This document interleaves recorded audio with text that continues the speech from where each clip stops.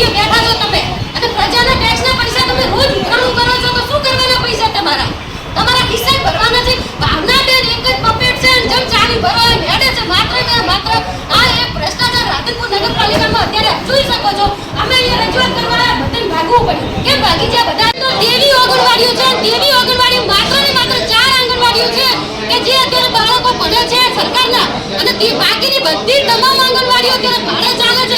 તમે સારી વ્યવસ્થા પૂરી ના પાડો, ઠરાવો તમારી રીતે બહુમતીને ભાવે તમે ઠરાવો મંજૂર કરી દેવા અને નંબર 2 ને એડેમાં પાણીની સમસ્યા પણ આમાં ગાળામાં નહીં ચાલુ ને 3 દિવસે પાણી આપતા હતા. તો હવે શું છે તમારે?